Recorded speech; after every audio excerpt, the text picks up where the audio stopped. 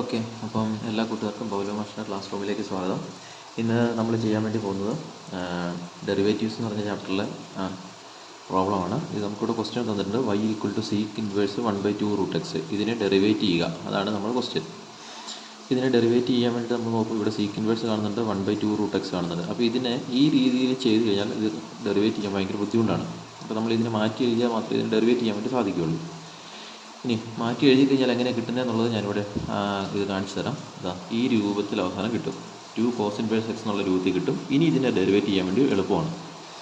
ഇനി 2ൻ്റെ ഡെറിവേറ്റീവ് നോക്കിയാൽ മനസ്സിലാവും. 2ൻ്റെ ഡെറിവേറ്റീവ് 1, കോൺസ്റ്റൻറ്റിൻ്റെ ഡെറിവേറ്റീവ് അത് തന്നെ. ഇത് കോസ് ഇൻവേഴ്സിൻ്റെ ഡെറിവേറ്റീവ്, അതിൻ്റെ വാല്യൂ എഴുതി നമുക്ക് ടോട്ടൽ ആൻസർ കിട്ടി. അപ്പോൾ ഈ രീതിയിൽ ഇതിന് എളുപ്പത്തിൽ ചെയ്യാൻ വേണ്ടി പറ്റും. പക്ഷേ ഇതിനെ ഈ രീതിയിലേക്ക് മാറ്റി എഴുതാൻ വേണ്ടി സാധിക്കണം.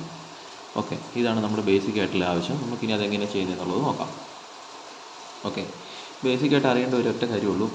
cos 2θയുടെ ഇക്വേഷൻ. cos 2θയ്ക്ക് 3 ഇക്വേഷനാണുള്ളത്. ഞാൻ 2 എഴുതിയിട്ടുണ്ട്. 2 cos square θ - 1 ഉണ്ട്. അതേപോലെ തന്നെ 1 - 2 sin square θ ഉണ്ട്. ഇനി ഇത് നോക്കിയിട്ട് എക്സ് ഉപയോഗിച്ച് എഴുതണം. ഈ cos θയ്ക്ക് വരെ എക്സ് കൊടുത്തിട്ട് നിങ്ങളൊന്ന് എഴുതി നോക്കിയാൽ മതി. 2x² - 1 വന്നു കഴിഞ്ഞാൽ എക്സിന് വരെ നമുക്ക് cos θയ്ക്ക് വരെ നമുക്ക് എക്സ് എന്നുള്ള സബ്സ്റ്റിറ്റ്യൂഷൻ കൊടുക്കാൻ പറ്റും.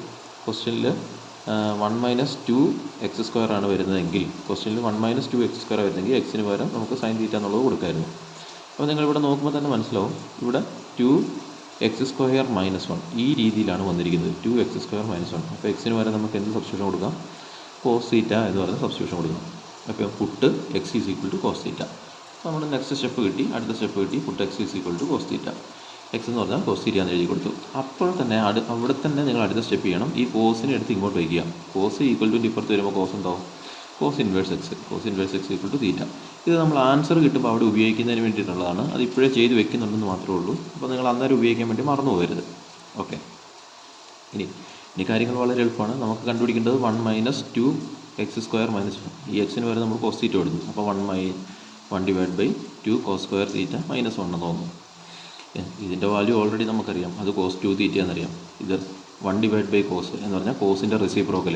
കോസിൻ്റെ റെസിപ്രോക്കൽ എന്താ? Sec θ, sec 2θ. ഓക്കെ, നമുക്കിനി ക്വസ്റ്റ്യനിൽ നിങ്ങൾ നോക്കിക്കഴിഞ്ഞാൽ മനസ്സിലാവും. ഇനി ഇതിൻ്റെ കൂടെ എന്താണുള്ളത്? ഒരു സീക്ക് ഇൻവേഴ്സും കൂടി ഉണ്ട്. പിന്നെ ഈ മൊത്തം വാല്യൂ നമുക്ക് കിട്ടി സീക്ക് 2θ എന്ന് കിട്ടി. ഓക്കെ, അപ്പോൾ നമ്മളിനി ജസ്റ്റ് അത് എഴുതുന്നു. Sec inverse sec 2θ. അപ്പോൾ സീക്ക് ഇൻവേഴ്സും സീക്കും തമ്മിൽ ക്യാൻസലായി. ആൻസർ എന്ത് കിട്ടി? 2θ കിട്ടി. ഈ സ്ഥലത്ത് നമ്മൾ തീറ്റേനെ മാറ്റി എഴുതി കൊടുക്കുന്നതിന് വേണ്ടിയിട്ടാണ് ആദ്യം തന്നെ തീറ്റയുടെ വാല്യൂ cos ഇൻവേഴ്സ് x ആണ് നമ്മൾ കണ്ടുപിടിച്ച് വെച്ചത്. അപ്പോൾ ഇവിടെ നമുക്ക് മാറ്റി കൊടുക്കാം. എളുപ്പത്തിൽ നമ്മൾ മാറ്റി കൊടുത്തു. 2 cos ഇൻവേഴ്സ് x ആണ് നമ്മുടെ y. അതായത് നമ്മൾ തന്ന ക്വസ്റ്റ്യൻ എന്ന് പറഞ്ഞാൽ അത് 2 cos ഇൻവേഴ്സ് x എന്നുള്ള ക്വസ്റ്റ്യനാണ്. ഇതിനെ ഡിഫറൻഷ്യേറ്റ് ചെയ്താൽ മതി. 2 എന്തായിരുന്നു? കോൺസ്റ്റൻറ്റ് ഡിഫറൻഷ്യേറ്റ് ചെയ്താൽ അത് തന്നെ cos ഇൻവേഴ്സിൻ്റെ ഡിഫറൻഷ്യൽ -1/√1 - x². ഇത് നിങ്ങൾക്ക് പഠിക്കാൻ ബുദ്ധിമുട്ടുണ്ടല്ലേ? സാരമില്ല, ഞാനത് കാണിച്ചു തരാം. എളുപ്പത്തിൽ പഠിപ്പിച്ചു തരാം. പിന്നെ ഇത് ആൻസർ ഇത്രയേ ഉള്ളൂ. ഇതിൻ്റെ ആൻസർ. അപ്പം ഇൻവേഴ്സ് ട്രിഗ്നോമെട്രിയുടെ ഡിഫറൻസിയേഷൻ വളരെ എളുപ്പമാണ്. നമുക്ക് സിമ്പിളായിട്ട് പഠിക്കാവുന്നേ ഉള്ളൂ. മിക്കവാറും എല്ലാ കേസിലും കൂടുതൽ നമുക്ക് ചോദിക്കുന്നത് ഈ 4 ക്വസ്റ്റ്യനാണ്. ഈ 4 ഇക്വേഷൻ അറിഞ്ഞിരുന്നത് ചെയ്യാം. സൈൻ ഇൻവേഴ്സ് എക്സിൻ്റെ ഡിഫറൻഷ്യൽ, ഇത് ശരിക്കും ഇവിടെ d/dx എന്ന് എഴുതണം. സൈൻ ഇൻവേഴ്സിൻ്റെ ഡിഫറൻഷ്യൽ എന്ന് പറഞ്ഞാൽ 1/√1 - x² ആണ്. ഇത് പഠിച്ചു കഴിഞ്ഞാൽ അപ്പോൾ തന്നെ ഇതും കഴിഞ്ഞു. കാരണം നോക്കിയേ, ഇത് തമ്മിൽ ഒരു -1ൻ്റെ വ്യത്യാസം മാത്രമേ ഉള്ളൂ അല്ലേ? ഇവിടെ 1/√ ആണ്, ഇവിടെ -1/√ ആണ്. അതേപോലെ തന്നെയാണ് ഇവിടെയും. ടാൻ ഇൻവേഴ്സ് എക്സും കോട്ട് ഇൻവേഴ്സ് എക്സും നോക്കിയേ, ഇവിടെ 1/1 + x² ആണ്, ഇവിടെ -1/1 + x². അപ്പോൾ ഒരെണ്ണം പഠിച്ചാൽ മറ്റേത് പഠിക്കാൻ വേണ്ടി എളുപ്പമാണ്. കാരണം അതിന് നേരെ മൈനസ് ഇട്ട് കൊടുത്താൽ അടുത്തതായി. അപ്പോൾ പക്ഷേ പെയറുകൾ ഏതാണെന്ന് ഓർക്കണം. സൈൻ ഇൻവേഴ്സ് കോസ് ഇൻവേഴ്സ് അത് തമ്മിലൊരു പെയറാണ്. അതേപോലെ ടാൻ ഇൻവേഴ്സും കോട്ട് ഇൻവേഴ്സും അത് തമ്മിലൊരു പെയറാണ്.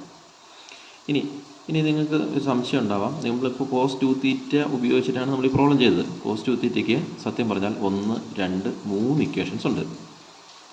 അതിലുള്ള ഫസ്റ്റ് ഇക്വേഷനാണ് 2 cos square θ - 1. അപ്പോൾ നമ്മുടെ ക്വസ്റ്റ്യനിൽ എന്തായിരിക്കും ഉണ്ടാവുക? 2x² - 1 എന്നായിരിക്കും.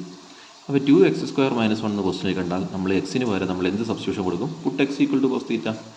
ഈ സബ്സ്റ്റിറ്റ്യൂഷൻ കൊടുക്കുന്ന കണക്കുകളാണ് ഏറ്റവും എളുപ്പമുള്ള കണക്കുകൾ.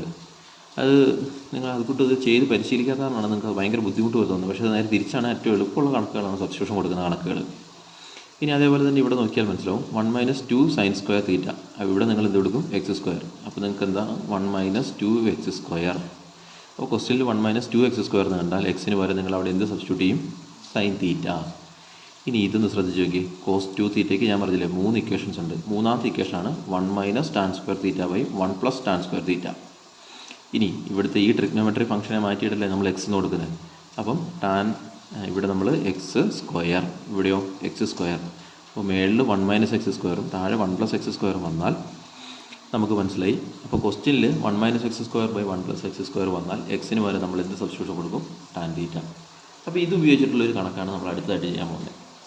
അപ്പോൾ ഈ ചാപ്റ്ററിൽ നമ്മൾ എന്താണ് പ്രധാനമായിട്ട് 2 കാര്യങ്ങൾ പഠിക്കേണ്ടത്. ഒന്ന് cos തീറ്റയ്ക്ക് 3 ഇക്വേഷൻ ഉണ്ടെന്ന് പഠിക്കുക. പിന്നെ ഡിഫറൻഷ്യൽ, പിന്നെ സൈൻ ഇൻവേഴ്സ് കോസ് ഇൻവേഴ്സിൻ്റെ ഒക്കെ ഡിഫറൻഷ്യേറ്റ് ചെയ്യുമ്പോൾ എത്ര കിട്ടുമെന്ന് പഠിച്ചിരിക്കുക. അപ്പോൾ നമ്മൾ ഇത് ഉപയോഗിച്ചിട്ട് അടുത്തൊരു പ്രോബ്ലത്തിലേക്ക് പോകാം.